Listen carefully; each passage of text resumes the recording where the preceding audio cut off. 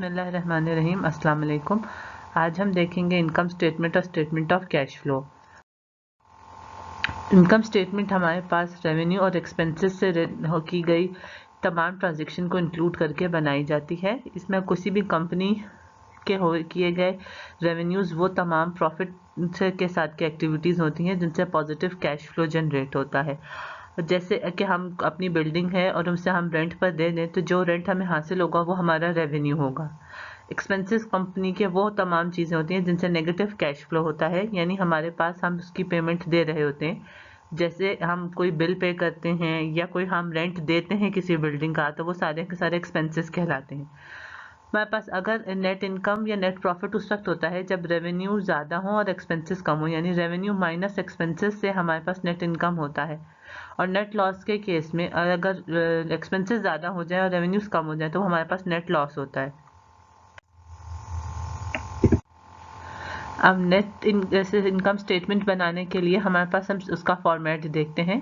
हम सबसे पहले उस कंपनी का नाम लिखते हैं जिस कंपनी के लिए बनाई जा रही हो। उसके बाद हम इनकम स्टेटमेंट की हेडिंग देते हैं और जिस टाइम पीरियड के लिए बना रहे हो हम वो टाइम ड्यूरेशन लिखते हैं। देन हमारे पास रेवेन्यूज होते हैं और माइनस एक्सपेंसेस जितने भी कंपनी के उस टाइम ड्यूरेशन में किए गए हों रेवेन्यूज, और उसी टाइम ड्यूरेशन के एक्सपेंसेस को नोट करते हैं। और नेट इनकम हमारे पास रेवेन्यू माइनस एक्सपेंसेस करने से हमारे पास नेट इनकम आ जाती है। अगर ये पॉजिटिव में आंसर हो यानी रेवेन्यूज ज़्यादा हो और एक्सपेंसेस कम हो तो हम उसे नेट प्रॉफिट कहते हैं। और अगर इसका उल्टा हो यानी एक्सपेंसेस ज़्यादा हो जाए और रेवेन्यू थोड़े हों जो कि नेगेटिव में आंसर दे तो उसे नेट लॉस कहते हैं। ये हमारे पास जो पिछले चैप्टर हमने इसी चैप्टर के शुरू में जो हमने एग्जांपल्स की थी ओवरनाइट ऑटो सर्विस की मीग्स एंड निक्स की बुक में, हम उसी एग्जांपल के साथ देख रहे हैं। इसमें हमारे पास रेवेन्यूज़ वो तमाम रेवेन्यूज़ थे जो उसने अपनी ओवरनाइट सर्विसेज देकर हासिल किए थे, वो 2200 रेवेन्यूज़ थे। और उसने अपने एक्सपेंसेस किए थे वेजेस एंड यूटिलिटी के साथ जो एक्सपेंसेस दिए थे वो हमारे पास टोटल 1400 एक्सपेंस था। जब हमने 2200 में से 1400 माइनस किया तो हमारे पास टोटल 800 आया, जिसे हम नेट इनकम कहेंगे। ये पॉजिटिव में है तो हम इसे नेट प्रॉफिट भी कह सकते हैं। अब हम देखते हैं statement of cash flow. Statement of cash flow उन तमाम कैश से रिलेटेड की गई उस स्पेसिफिक टाइम पीरियड में तमाम एक्टिविटीज़ को कहते हैं जिसमें हमारे पास ऑपरेटिंग, इन्वेस्टिंग और फाइनेंसिंग एक्टिविटीज़ आ जाती हैं। ऑपरेटिंग एक्टिविटीज़ हमारे पास वो तमाम एक्टिविटीज़ होती हैं जो रेवेन्यू और एक्सपेंसेस के साथ हों। इन्वेस्टिंग हमारे पास परचेजिंग और सेलिंग ऑफ एसेट्स से रिलेटेड होती हैं। और फाइनेंसिंग एक्टिविटीज़ हमारे पास वो तमाम एक्टिविटीज़ होती हैं जिसमें ओनर ने अपने कंपनी में इन्वेस्ट किया हो या क्रेडिटर से लोन लिए हुए हों कंपनी से, या कंपनी ने कोई पेमेंट देनी हो, तो वो तमाम जो भी कैश से रिलेटेड एक्टिविटीज़ होती हैं वो फाइनेंसिंग एक्टिविटीज़ में आती हैं। ये हमारे पास उसका फॉर्मेट है। इसी तरह से हम कंपनी का नेम लिख रहे होते हैं सबसे पहले, फिर हम स्टेटमेंट ऑफ कैश फ्लो लिखते हैं, फिर हम जिस टाइम पीरियड के लिए बना रहे होते हैं वो टाइम पीरियड हम लिखते हैं। उसके बाद सबसे पहले हम ऑपरेटिंग एक्टिविटीज़ लिखते हैं, यानी हमारे पास रेवेन्यू और एक्सपेंसेस से रिलेटेड सारी एक्टिविटीज़ आ जाती हैं। फिर हम इन्वेस्टिंग एक्टिविटीज़ लिख रहे होते हैं, देन उसमें हम ऐड करते हैं फाइनेंसिंग एक्टिविटीज़ में। और फाइनली हमारे पास जो आंसर आता है वो हमारे पास कैश में जो भी इंक्रीज या डिक्रीज चेंज हो वो आंसर आ जाता है। और फिर हम अगर हमारे पास जो स्टार्टिंग में कैश मौजूद होता है स्टार्टिंग टाइम पीरियड में, हम उसमें से ऐड करते हैं। और फाइनली हम करंट टाइम पीरियड का बैलेंस देखते हैं कि हमारे पास कितना करंटली कैश मौजूद है कंपनी में। अब हम थोड़ी सी डिटेल में देख लेते हैं कि ऑपरेटिंग एक्टिविटीज़ कौन कौन सी हैं। ऑपरेटिंग एक्टिविटीज़ में हमारे पास production of purchase of inventory आ जाती हैं, sales and goods of services customer के आ जाते हैं, एक्सपेंडिचर्स ऑफ ऑपरेटिंग बिजनेस आ जाती हैं, यानी वो तमाम की तमाम चीज़ें आती हैं जो हम नेट इनकम बनाने के लिए यूज़ कर रहे होते हैं। वो सारी चीज़ें हमारे पास ऑपरेटिंग एक्टिविटीज़ में आती हैं। इन्वेस्टिंग एक्टिविटीज़ हमारे पास वो तमाम होते हैं जिसमें हम purchase of long term assets कर रहे होते हैं, सेल और purchase of short term investment कर रहे होते हैं, या कैश हम कलेक्ट करते हैं अपने प्रिंसिपल्स अमाउंट नोट से, यानी कि हमने जो लोन लिया वो होता है उससे हम जो प्रॉफिट लोन वापस हासिल कर रहे होते हैं इन्वेस्टमेंट से, हम उसे इन्वेस्टिंग एक्टिविटीज़ में कहते हैं। और लास्ट हमारे पास आ जाता है फाइनेंसिंग एक्टिविटीज़। फाइनेंसिंग एक्टिविटीज़ हमारे पास लॉन्ग टर्म लाइबिलिटीज़ और इक्विटीज़ से रिलेटेड होते हैं, यानी हमने किसी से कर्जा लिया हो, हम उसको कर्जा वापस कर रहे हों, या हम उससे कर्जा ले रहे हों, या हम किसी किस्म से कैश मजीद इन्वेस्टमेंट कर रहे हों, कि वो तमाम चीज़ें हमारे पास फाइनेंसिंग एक्टिविटीज़ में आ जाती हैं।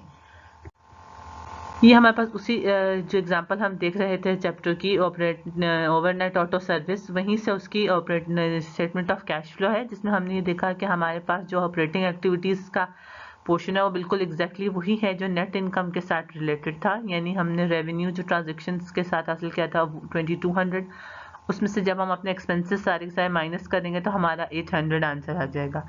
फिर हमने इन्वेस्टिंग एक्टिविटीज़ देखी, जिसमें हमने परचेज ऑफ लैंड था, परचेज ऑफ बिल्डिंग था, purchase of tools and next हमारे पास सेल्स ऑफ टूल्स हैं। यानी जितने हमारे पास परचेजेस हैं जो कैश का आउटफ्लो हुआ है, जिनसे हमारे पास कैश चला गया, उन सबको हम नेगेटिव में लिखेंगे। अकाउंटिंग में जब भी अगर ब्रैकेट्स में टर्म लिखी गई हो तो इसका मतलब है कि वो नेगेटिव कैश फ्लो को शो करती हैं। इन तमाम को चीज़ों को हम अपने बेसिक मैथ्स के रूल्स के साथ जब हम ऐड और सब्ट्रैक्ट करने के बाद हम देखेंगे तो हमारे पास नेगेटिव में आंसर आ जाएगा 64,200।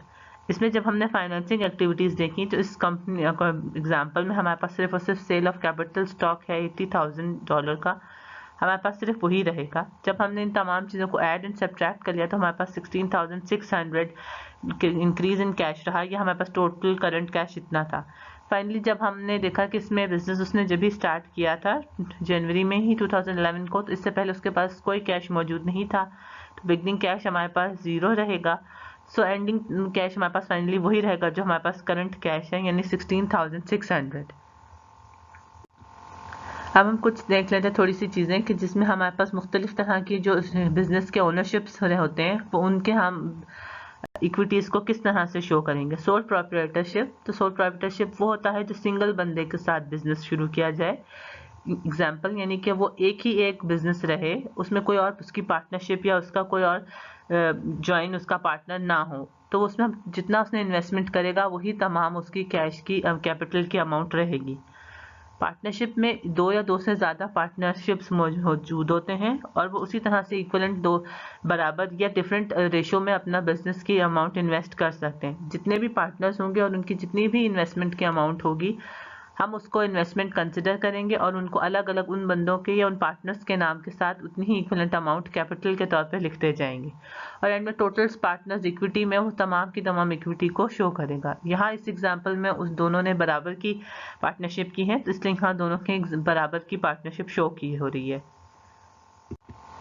लास्ट में कॉर्पोरेशंस होती हैं। कॉर्पोरेशंस वो कंपनीज होती हैं जो अपनी शेयर्स एंड स्टॉक्स इशू करती हैं और उनके खरीदने वाले स्टॉक होल्डर्स कहलाते हैं, और वो जो शेयर होल्डर्स या शेयर होल्डर्स कहलाते हैं, तो जो जितने भी पोर्शंस में उन्होंने शेयर्स परचेज किए होते हैं वो उतनी कंपनी के रेशो के हिसाब से, उन शेयर्स के रेशो के हिसाब से कंपनी के ओनर कहलाते हैं, यानी उनकी उतनी शेयर्स के हिसाब से उनकी पार्टनरशिप रहती है। जब हम उसके टाइम पे करेंगे तो कैपिटल स्टॉक आएगा, जितने शेयर्स उसने सेल किए हैं कंपनी में, और जितना प्रॉफिट हासिल हुआ है हम उसको शो करेंगे। तो टोटल शेयर होल्डर्स इक्विटी हमारे पास आंसर आ जाएगा कि उन शेयर होल्डर्स को इस इक्विटी के अकॉर्डिंगली प्रॉफिट या सेल डिस्ट्रीब्यूट किया जाएगा। का लेक्चर आपको समझ में आया हो तो आप इस वीडियो को लाइक, शेयर एंड सब्सक्राइब करें, और अगर आपकी कोई क्यूरीज हो या कोई क्वेश्चंस हो या कोई बात समझ में नहीं हो तो आप कमेंट में पूछ सकते हैं। Thank you.